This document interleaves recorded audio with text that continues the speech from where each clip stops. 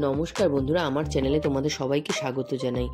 আজকে আবার একটা নতুন রেসিপি নিয়ে তোমাদের সামনে চলে এসেছি। আজকে আমি বানিয়ে দেখাবো হচ্ছে কর্ন চিজ পরোটা। তো চলো তোমাদের সঙ্গে শেয়ার করি আজকে এই রেসিপিটা। আর খুব হেলদি এই রেসিপিটা, তোমরা যে কোনো ছুটির দিনে কিন্তু এটা ট্রাই করতে পারো। আর বাচ্চাদের টিফিনেও কিন্তু তোমরা এটা বানিয়ে দিতে পারো, খুব মজা করেই খাবে এটা। আর সেটাই শেয়ার করব তোমাদের সঙ্গে কিভাবে এটা বানাবো। তো প্রথমে আমি এখানে 2 কাপ আটা নিয়ে নিচ্ছি, আর তাতে দিয়ে দিচ্ছি হচ্ছে 1/2 চামচ মতো নুন, আর দিয়ে দেবো হচ্ছে গোটা জিরে, আর দিয়ে দেবো হচ্ছে জোয়ানটা কিন্তু অবশ্যই তোমরা হাতে একটু ডলে দেবে, তাতে কি হবে ঘ্রাণটা কিন্তু খুব ভালো আসবে আর কি। আর জোয়ানটা অবশ্যই ইউজ করবে, তাহলে কিন্তু একটা সুন্দর ঘ্রাণ আসে পরোটা দিয়ে। আর দেখো, শুকনো উপকরণগুলো প্রথমে ভালো করে একদম মিশিয়ে নিচ্ছি। তারপরে এটার মধ্যে আমরা 1 চামচ মতো তেল দিয়ে দেবো, রিফাইন অয়েল দিচ্ছি, দিয়ে এটা ভালো করে ময়াম দিয়ে নিতে হবে। আর ময়াম দিয়ে নিলে কি হবে, পরোটাটা একটু সফট হবে। তো ভালো করে ময়াম দিয়ে নিতে হবে। তারপরে আমরা অল্প অল্প জল দিয়ে এটাকে মেখে নেব। আর আটাটা কিন্তু একটু নরম করে মাখতে হবে। আর যে কোনো পুরভরা পরোটা বানাতে গেলে এইটা কিন্তু অবশ্যই করতে হবে, যেটা হচ্ছে পরোটাটাকে একটু ডোটা আর কি একটু নরম করে মাখতে হবে, তাতে কি হবে আমাদের বেলতে খুব সুবিধা হয়। দেখো, আমাদের ডোটা রেডি হয়ে গেছে। এটা মোটামুটি আমরা আধ ঘন্টা এখন রেস্টে রেখে দেব।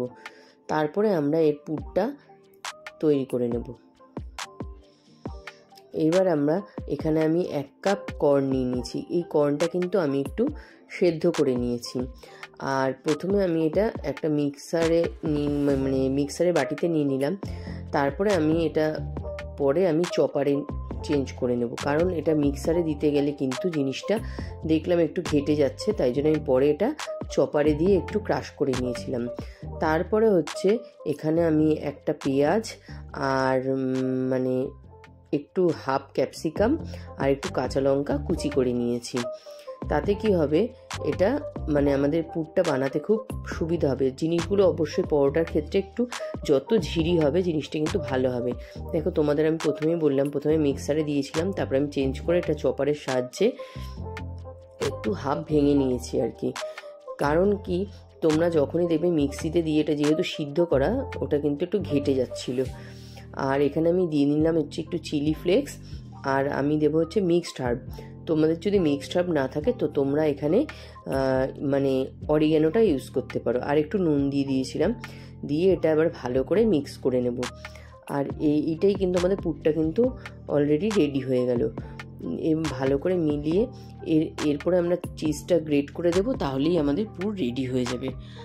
আর তোমরা কিন্তু যখন এই কর্নটা সেদ্ধ করবে তো অবশ্যই খেয়াল রাখবে, খুব অল্প জল দিয়ে কিন্তু কর্নটা সেদ্ধ করবে। বেশি জলে সেদ্ধ করলে কিন্তু কর্নটা যখন তোমরা দেখবে ওটা সেতে গ্রাইন্ড করতে যাবে, তখন কিন্তু নালে ঘেটে যাবে পুরো।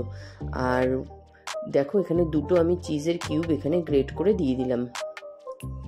চিজটা কিন্তু পুরো না মেলালেও হবে, ওপরে এরকম হালকা আমরা যখন পরোটাটা পুরটা ভরবো তখন ওপর থেকে আলতো করে মিশিয়ে নেবো, নাহলে চিজটা কিন্তু ঘেটে যাবে পুরো। দেখো, আমি হালকা হালকা করে মিশিয়ে নিচ্ছি। আর এখানে ডোটা নিয়ে চলে এলাম। এবার এ থেকে লেচি কেটে নেব। আমরা যেরকম রুটির গোলা করি, এটা কিন্তু সেরকমই করতে হবে। আর তোমরা চাইলে তার থেকে একটু বড়ও করতে পারো, কারণ কি আমরা যখন পুরটা ভরবো দেখতেই পারবে আমরা একটু করে আমাদের এই ডোয়ের থেকে আটা বেঁচে যাবে। তাতে কি হবে, পরোটাটা একটু ছোট হয়ে যাবে। আর তোমরা একটু বড় করে চাইলে তাহলে লেচিটা একটু বড় করে কাটবে। আর এই পরোটাটা কিন্তু খুব বেশি বড় করা যাবে না, কারণ বেশি বড় যখন তোমরা করতে যাবে তখন কিন্তু ছিঁড়ে যাওয়ার চান্স থাকে।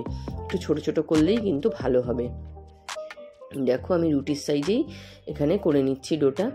তারপরে কি করব, এটা ছোট করে একটু রুটি বেলে নেব আমরা। আর এখানে কিন্তু গুঁড়ো আটা দিয়েই করছি, আমরা পুরো আটাই ব্যবহার করেছি আমি দেখো, প্রথমে আটাটা দিয়ে এটা বেলে নেব। আর খুব বেশি পরিমাণে আটাও দেব না, এমন দেব যাতে কিন্তু এটা লেগে না যায়। তারপরে আমরা হালকা হাতে এটা পুরটা ভরে নেব। খুব বেশি করে বেলার দরকার নেই, যতটুকুনি পুর ভরার প্রয়োজন ছোট্ট করে একটা রুটি বেলে নেব প্রথমে। তোমরা কিন্তু অবশ্যই এটা ট্রাই করো। আর মানে বাচ্চাদের জন্য কিন্তু খুবই হেলদি এটা রেসিপিটা। দেখো এখানে পুরটা নিয়ে নিচ্ছি, আর ওপরে আমি একটু করে ওই চিজটা দেওয়ার চেষ্টা করছি। তাতে কি হবে, পরোটাটা ভেতরটা দেখতে অনেক সুন্দর হবে।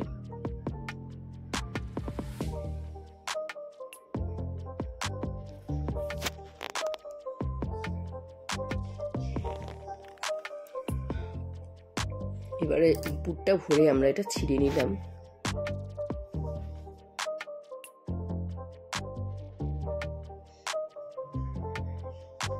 তারপরে দেখো এখানে আমরা পুর ভরে নিলাম।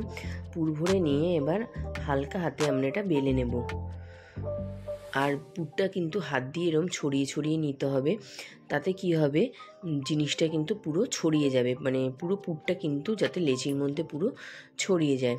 তারপরে খুব আলতো করে কিন্তু বেলতে হবে। আর যেহেতু এটা দানাটা রয়ে গেছে, মানে হাফ ক্রাশ করা আছে, তো সহজেই কিন্তু এই দানাটা বেরিয়ে আসবে।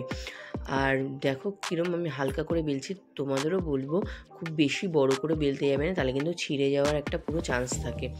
এবার আলতো করে ঘুরিয়ে ঘুরিয়ে যতটা মানে কম বড় করা যায় ততটাই করবে। তারপরে দেখো এখানে আমরা এবার ভেজে নেব। মানে একদম সিম করে এটা ভাজবো। দু পিঠটা ভালো মতো ভাজা হয়ে গেলে তারপরে আমরা এটা রিফাইন্ড অয়েল দিয়ে দেবো উপর থেকে। তোমরা চাইলে এখানে বাটার বা ঘি যে কোনো কিছু ইউজ করতে পারো, তো আমি এখানে তেলই ইউজ করেছি। দিয়ে দু পিঠ ভালো করে ভেজে নেব, তাহলেই আমাদের চিজকর্ন পরোটা রেডি। তো তোমরা অবশ্যই ট্রাই করো, আর ট্রাই করে জানিও যে এটা কেমন লেগেছে তোমাদের। তো আমার রেসিপিটা ভালো লাগলে লাইক করো, শেয়ার করো, আমার চ্যানেলটা অবশ্যই সাবস্ক্রাইব করো।